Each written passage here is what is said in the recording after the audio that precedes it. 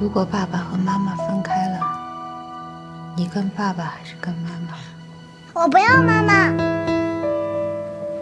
为什么？因为我讨厌你，我恨你。甜甜，你应该控制自己的情绪。记得爸爸怎么跟你说的吗？我也不要爸爸，我谁都不要，我谁都不要。甜甜，我谁都不要。甜甜，你给我坐在这儿。甜甜，甜甜，把门打开。甜甜。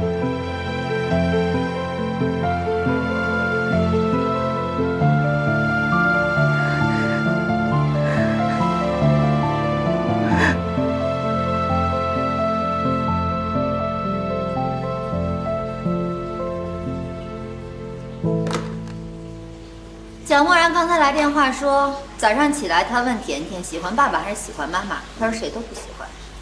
最重要说的第一句话说，他恨他妈妈。哎呀，要说甜甜这孩子吧，还真是可怜。然后妈妈对他那么的忽略，连他过敏的东西都记不住，而爸爸呢，又是一个可怕的木头人。蒋默然还说了，早上起来顾小艺没有让他送甜甜去上学，所以他自己去上班了。嚯，这种情况下还能出门上班的，只有蒋默然这种怪物。可是他说这番话的时候啊，明显情绪特别低落。说完之后呢，还叹了一口气。这说明什么呢？这件事在以前蒋默然身上那是根本不可能的，说明我们的计划是有成效的。蒋默然的情绪感知能力还是有所提升的。不错呀，默默同学，越来越会观察和分析了。小朋友也会长大的。千年铁树开了花，绝对活久见系列。哎，不是说你，我说蒋默然。仔细分析一下啊，顾小艺因为害得甜甜过敏而自责，而甜甜呢，显然也非常反感妈妈。如此说来，我们胜算很大呀。反正啊，不管我们对蒋默然有什么样的看法，但是现在蒋默然的局势已经向我们这边倒了。没错，看来必须马上乘胜追击。我跟你们的想法不一样。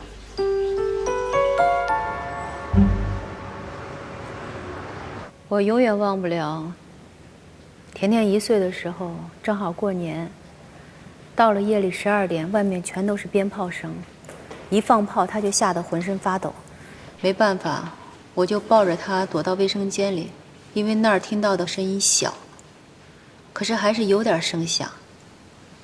你说她1岁的小人儿，那小手就紧紧地攥着我的手指头，然后一有动静她就使劲地攥着。我就这么轻轻地拍着她，她趴在我的肩膀上，就这么睡着了。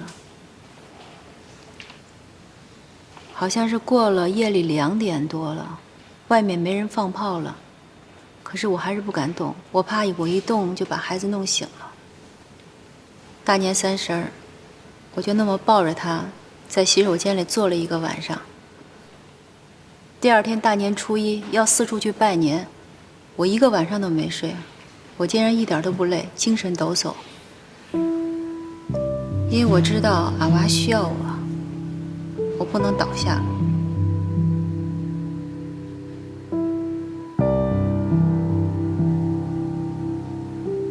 可是现在，他怎么就不要我？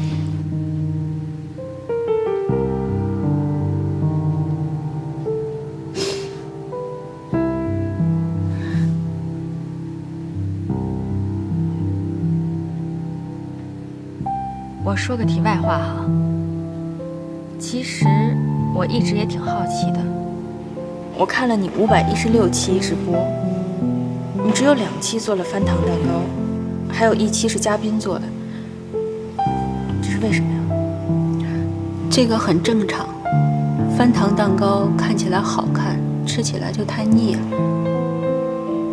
其实人与人之间最亲密的关系，正好和翻糖蛋糕是相反的。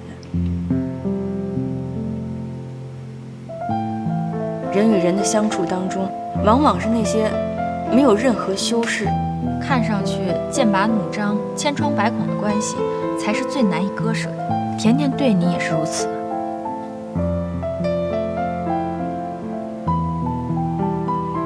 昨天晚上，我都不敢进甜甜的屋了。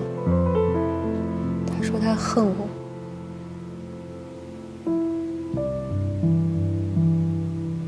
正是如此，我才有100%的把握证明，甜甜说恨你，她其实想表达的是她在乎你。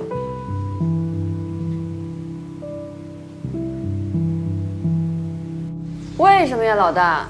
甜甜不是说恨妈妈吗？甜甜明知道自己过敏，为什么还要跟顾小艺去游泳？甜甜是小朋友，很难抗拒大人的决定。贺周一的目的是希望甜甜能够充分的信任妈妈，将来离婚的时候好跟着妈妈。而这样做完全违背了甜甜的意愿，我相信贺周一不会傻到这种地步。你的意思是甜甜故意装病来引起他妈妈的关心？不会吧？你说他小小年纪，心机就这么深了？这可不是心机。还记得我小的时候，父母天天吵架，只有在我生病发烧的时候，他们才能和好如初。两个人对着我忙前忙后的，一家三口在一起分吵到温馨。所以那个时候我就每天盼着生病，也许这就是小孩的某种本能吧。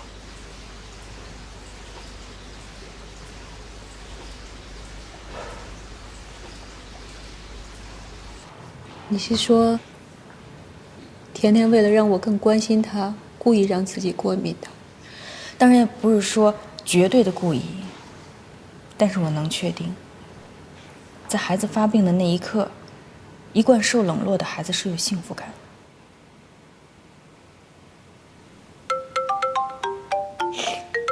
不好意思，我接个电话啊。喂，王总。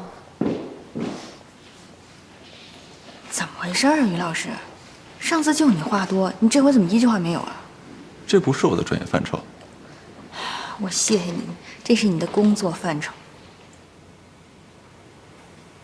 如果我说，从这个案子开始到现在，我越来越佩服你了，所以我想向你学习，学习你对情感的感受力。这个答案还满意吗？哎呀，小鬼，拍马屁的水平蹭蹭见长了，我竟无言以对。口说我信，不需要技巧。越发爱听了。好。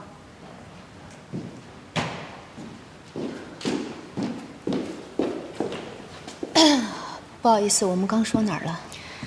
就说回翻糖蛋糕吧。哦，翻糖蛋糕虽然很漂亮，但是糖皮很重，为了支撑糖皮的重量，面包胚就要很紧实，所以一般我们要用重油，这样就牺牲了面包胚松软的口感。你是想说，为了事业，我牺牲了甜甜？其实这次让甜甜跟你一起做直播，我是想着让你们更加亲密，但是我忽略了一点，对甜甜而言，你的工作、你的直播都是抢走她妈妈的敌人。她在直播里大哭，也是因为以往的经验告诉她，这次妈妈给她做完蛋糕，就又要离开她，出去工作。而且在她看来，连这个蛋糕都不是为她而做的，是为直播做的。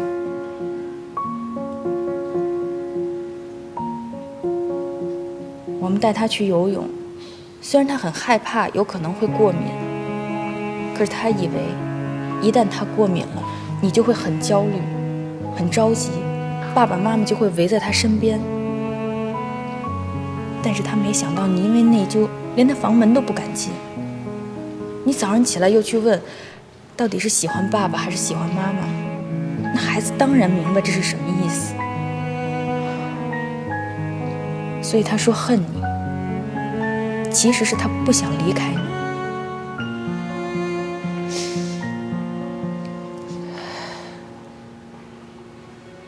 那我现在应该怎么办？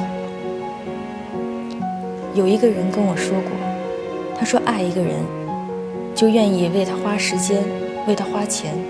我相信你肯定愿意为甜甜花钱，可是你的时间呢，却是甜甜难以得到的。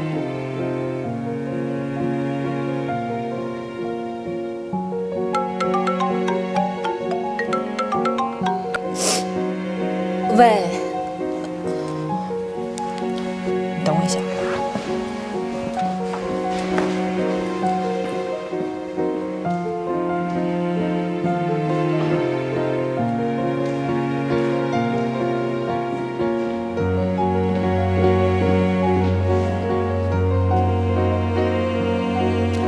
其实赢得小孩子的心很简单，就是陪伴。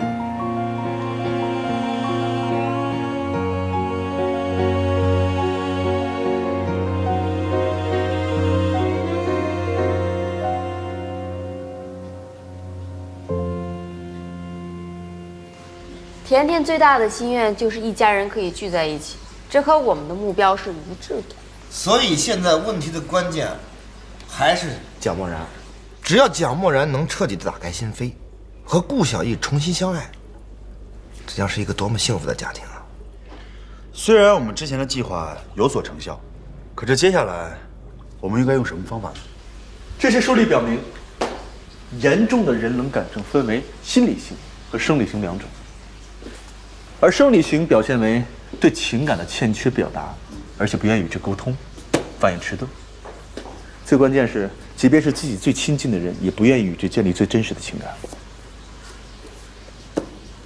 而后者呢，对自己的行为毫无羞耻感，毫无道德感，表现为反社会人格障碍。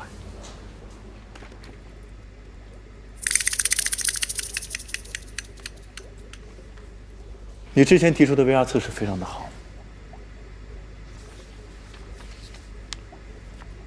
通过测试，我发现蒋默然并不属于其中的任何一种，他只是没有能力或者一种意愿与之建立有效的沟通，在情感表达上也有障碍，这和他的童年息息相关。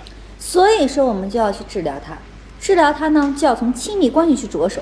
我认为 VR 这一套进入式的程序很适合他，不过我们要特意为他制定一款他独特的程序。我们之前啊也做过一些 VR 视频，但是素材呢都是市面上通行的一些成品。如果像你们所说的以蒋甜甜为主要内容定制 VR 视频，不仅需要前期专门的摄影设备，还需要后期的制作剪辑，这些都不是我们工作室所能完成的。不是教授，你人脉关系这么广，你就不能找一家特别好的 VR 制作公司吗？别！怎么了这是？我跟你说啊，这可不是一般的难度啊！哎，我告诉你们啊，成本、技术水平、制作周期，哪一项对于我们来说都不符合要求。关键的重点是这个费用啊！哎，你们怎么这么看着我呀？不是，怎么我一提费用，你瞧你们这一个个的眼神儿，就好像刘罗锅看和珅似的。我跟你们说啊，我这次说的这个费用和之前说的费用完全是两码事。VR 视频嘛，不就得全靠资金吗？我还不如跟大家吹啊，如果你资金到位，詹姆斯卡梅隆我都能帮你找过来。大不了我跟他说，哎，阿凡达2先别拍啊，先把我这个完成了。我相信啊，我相信你有这个能力，而且你也一定能做到。现在不是钱的问题，钱我有，但是前提是事儿必须给我办成。你只要费用到位，事儿就能成。你先办事儿才能给费用吗？你看我办事儿不得有费用吗？是，你得把事办了才能给费用吗？我这个费用不是我的要费用，是找人办事得给人费用。我事儿不办成，费用怎么得来？不是你这个逻辑不对呀！怎么不对？我找人办事儿，人家要我费用，我拿什么给啊？你不得先给我费用，我才能办事儿吗？你想想，对不对？没有这么办事儿，你问问大家。我你让大家说，你说这是不是？这个费用你怎么说吧？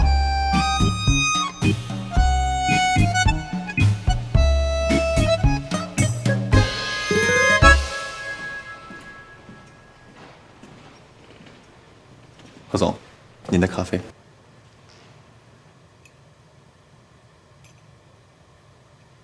我说两句啊，今天你对顾小艺说的那段话，太精彩了。我说什么了？你说爱一个人就是舍得为他花钱花时间，这句话虽然听起来很直白平平无奇，可是仔细想想又很深刻。愿意花钱，证明可以物质共享；愿意花时间，证明可以精神共享。想想看，在爱情中，如果2个人都能做到这一点，那还能有什么问题啊？我准备记下来，以后帮助客户。那句话不是我说的。谁给谁花钱，这叫爱呀？当然了，你知道吗？爱只有2个标志：一肯给他花时间，2肯给他花钱。周末，我也愿意为他花钱花时间，可是他好像不太愿意跟我分享这些。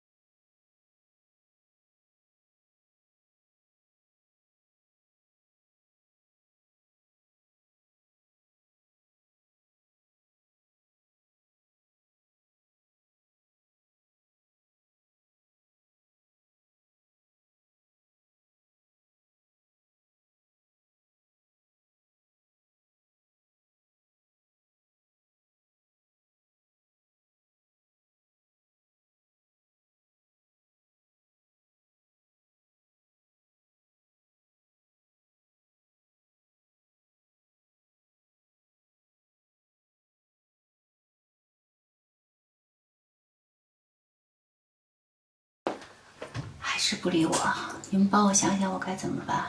加油！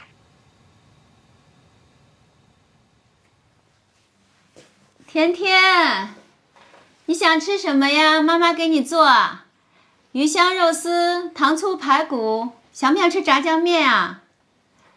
要不妈妈出去给你买。披萨想不想吃啊？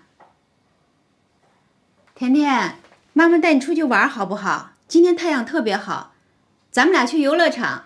哎，你不是没有看过4D 电影吗？妈妈带你看4D 的电影，看电影的时候还可以喷水啊，甜甜。甜甜，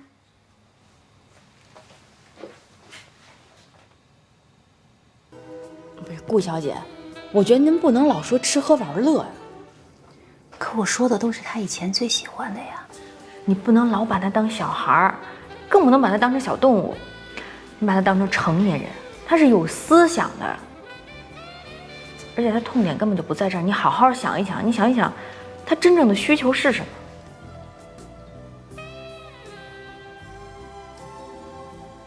甜甜，妈妈今天不上班，在家陪你玩。就我们俩单独在一起。你要是想说话呢，妈妈就陪你聊天；你要是不想说话呢，妈妈就静静的陪你待着。你要是需要妈妈了，你就喊妈妈，妈妈就喊到，立即到你的门口，好不好呀？啊，甜甜开门啦！那你还会离开我和爸爸吗？妈妈永远都不会离开你的，妈妈会跟你在一起生活，不管未来妈妈和爸爸会是什么样子，我们俩永远都是最爱你的。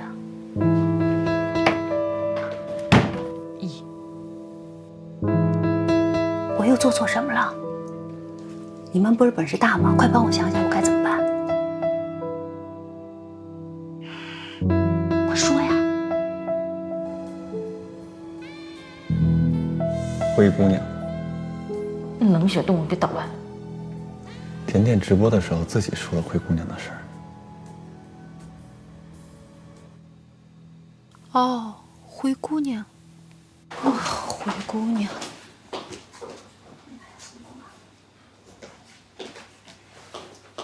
小兔子乖乖，把门儿开开，快点儿开开，妈妈要进来。找到了。从前有个小女孩，长得又美丽又温柔又善良。可是呢，这个小女孩很可怜，因为她都没有妈妈，她的妈妈在她很小的时候去世了。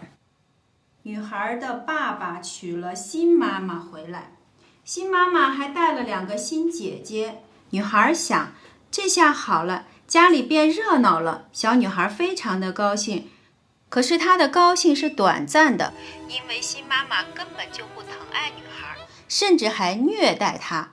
快去打扫，快去做饭。我只想要自己的妈妈，我不想变成灰姑娘。妈妈抱。甜甜不会。妈妈最爱甜甜了，甜甜永远都不会变成灰姑娘的啊。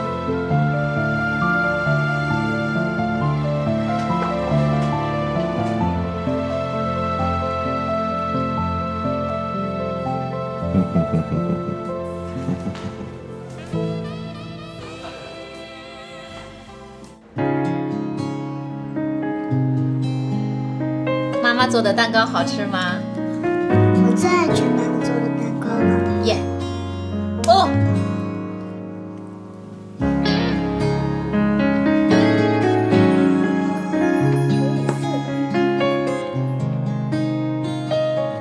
你在吗？是甜甜同志吗？好吧，我们开战了。举枪！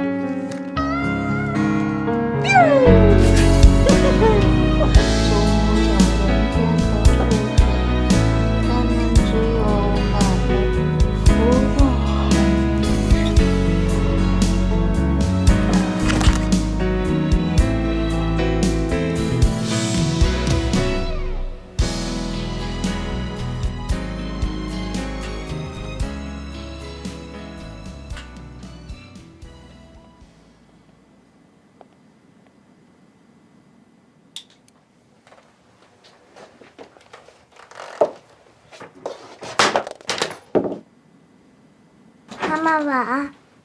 嗨，宝贝晚安。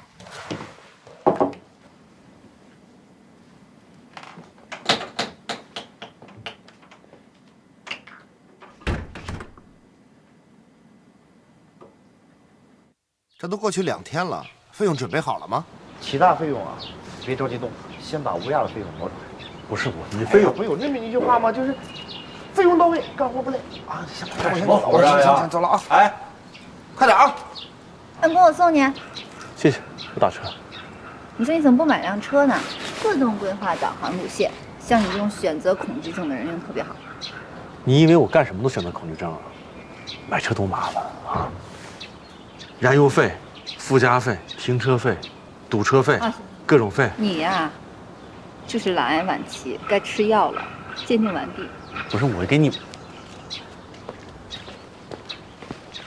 怎么都不听我说完话呀？谁是老大呀？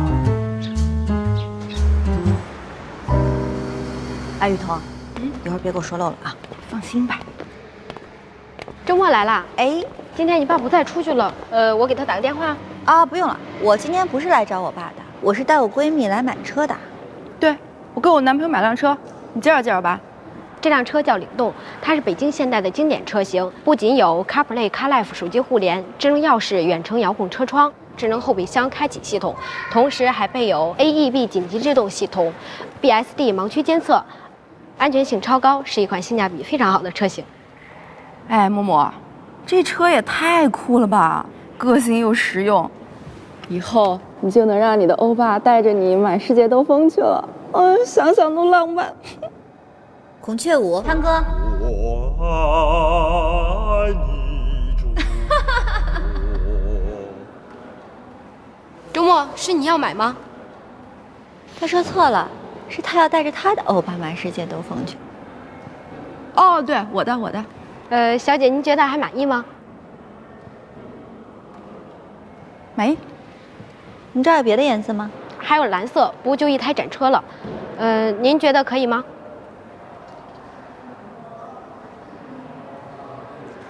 刷卡提车。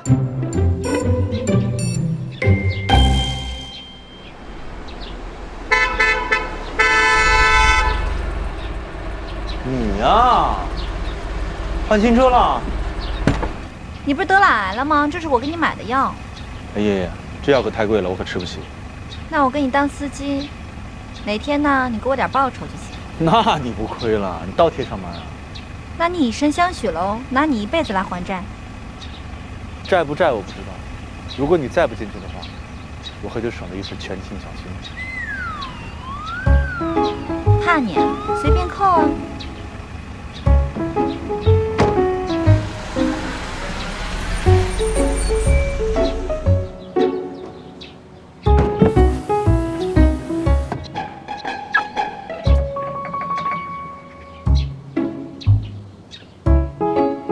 换车了，这有钱人是任性。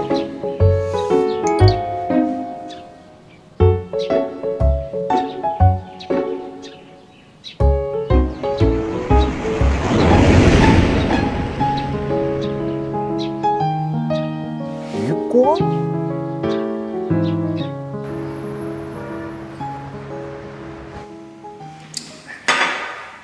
我听说你以前是 VR 公司的技术总监。真的假的？没错，我的确在 FIBR 公司待过一段时间，而这家公司也的确算得上是国内技术最成熟的 VR 研究公司。但是我们的理念不太一样，所以我就离职了。你也知道 ，VR 的技术发展的非常的快，我要这么早离职，估计早就跟不上进度了。于老师，你也太让我惊讶了！技术总监，这个阴险的人，你还有什么是我不知道的？贺总。这个你应该知道，我的简历里有这一条。是吗？你们想找人做定制的 VR， 直接找他们公司就行了，干嘛找我？废话，找专业公司，我们时间不够，钱也不够。哎，当然了啊，关键是我们不需要那么专业的内容，只需要了解甜甜的定制内容就行了。你呢，比较了解甜甜。所以呢，找你才是最好的选择。哎，等等等等，这李段想的也太美了吧！我确实说过我们要公平竞争，但是这也太不拿我们当外人了。找我的人帮忙，还是帮这种忙，你觉得有可能吗？从法律的角度来讲，在下班的时间内，我的确就算是自由了。但是帮助竞争对手，是违反不正当竞争协议的。哎，二位。误会了啊！这事儿跟公司毛关系都没有，是我个人来找你们的。啊，李段根本不知道，我是替他着急。李段现在呀，是一门心思的想赶紧治好蒋默然的人冷感症。其实你们也是枉然。就算是你们用 VR 治好了蒋默然，那也是催眠带来的短暂改变。如果他不和顾小艺离婚，对甜甜、对顾小艺会造成更大的伤害。当然了，如果说你们非想试试的话，我就替余光答应你们。哎，贺总，你怎么能不按套路出牌呢？怎么能替我答应呢？公司纪律，听我的。但是，我有一个条件。咱先把丑话说前头啊。我可没那么多预算，不是钱的事儿。我要你答应我，不能让李段知道是我们帮的忙。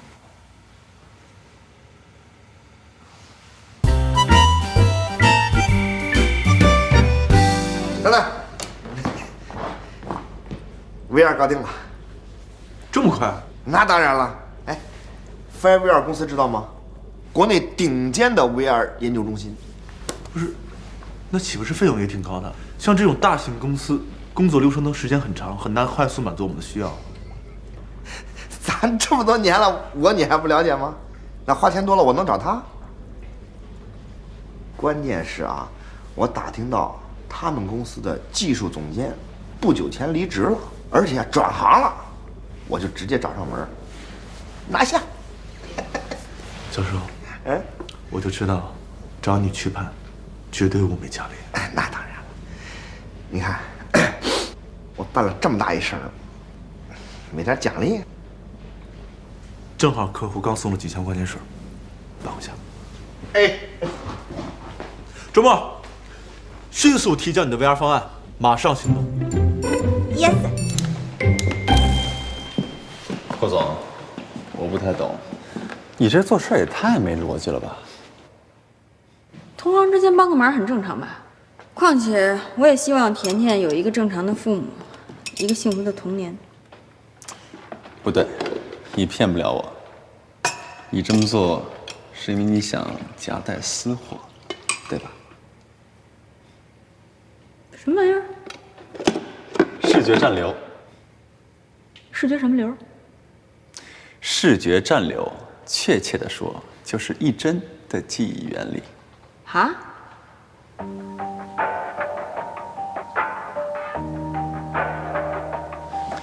你刚才在这段视频里面有没有看到过一条狗？狗？视频里有狗吗？哎，你说好像确实有一只哈，是金毛？对，就是它，就是它。啊，还真的有狗哎！我还以为我记错了。一个图像要在视觉里留下影像，至少需要1/10秒的时间，而刚才的这条狗是24分之1秒的单帧影像。它在这段视频里面连续出现，对你的大脑进行了一定频率的连续性刺激。虽然你的肉眼看不到这条狗，但是在你的大脑里面却留下了影像。而最神奇的是，你会认为这一切是你自己想到的。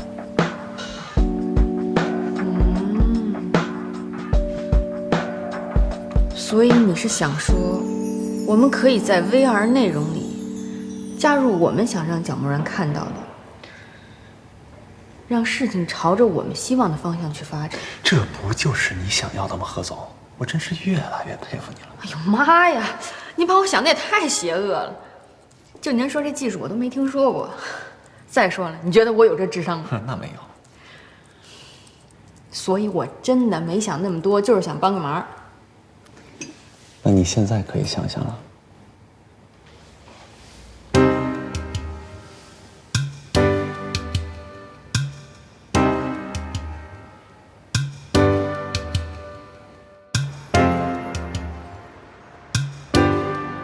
来吃个苹果。呦！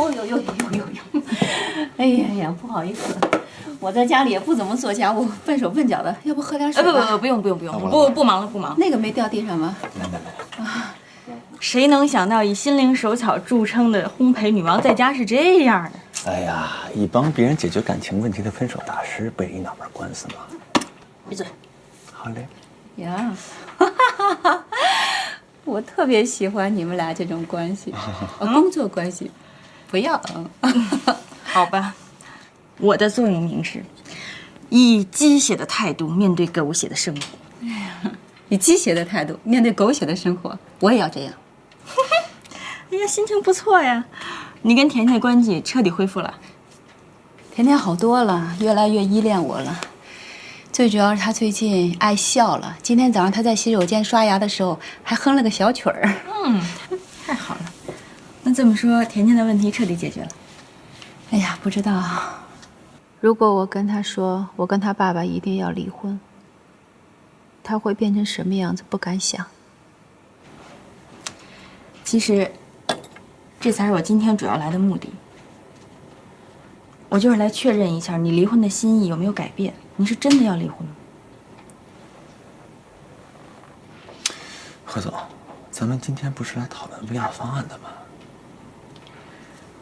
不管未来你们会变成单亲家庭还是组合家庭，这对甜甜而言都是巨大的挑战。我非常了解，作为孩子而言，看到父母离婚心理上的冲击有多大。因为我从小就是单亲家庭长大的孩子，我爸爸也离开我跟我妈了。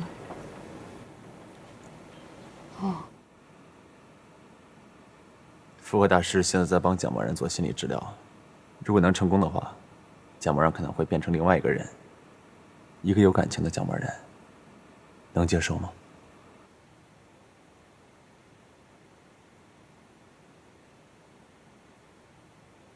我说实话吗？当然，当然。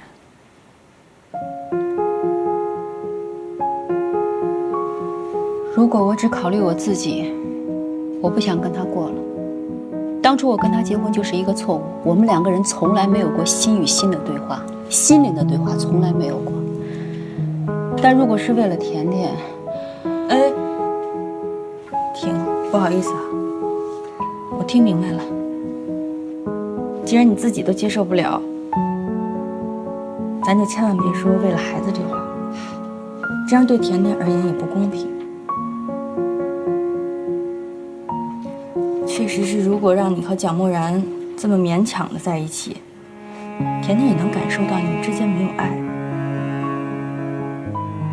就算是有朝一日你们离婚了，蒋默然还是甜甜的爸爸，蒋默然也爱甜甜，所以甜甜还是能分别从你们那儿得到父母的爱。那你呢？你恨你的父母吗？不幸的家庭各有各的不幸，所以我们家的例子不太适应于你。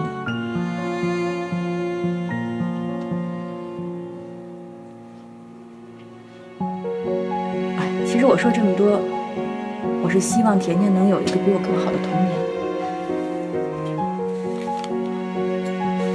行，那我们就回去了，分手行动正式开始。等一下。本来以为只是业务关系，真的没有想到我们会变成无话不谈的朋友。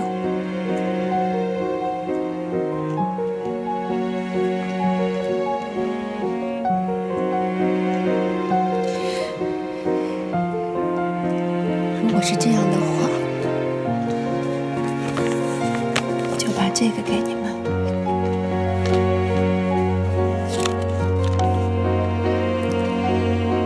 这个是从蒋默然的日记上撕下来的。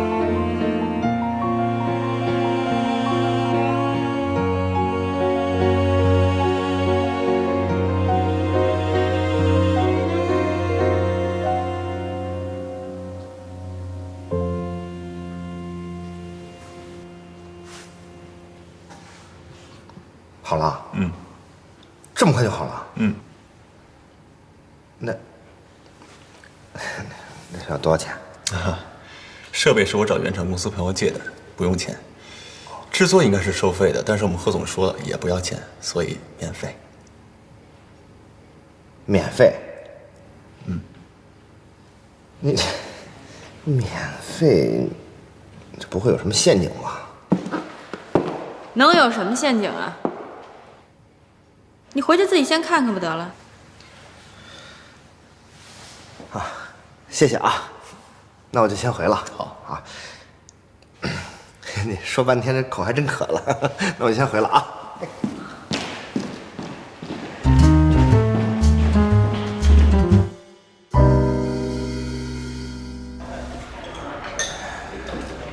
蒋先生，您的脸色看起来很不好，最近千万别太焦虑。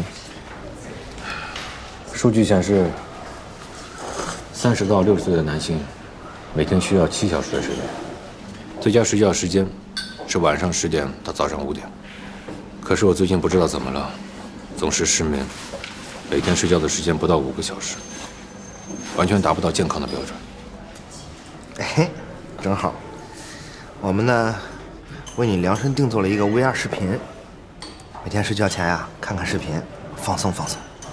之前不是看过了，没有什么用。这是我们专门为您制作的。这是你们专门为我做的。视频内容全球独一无二。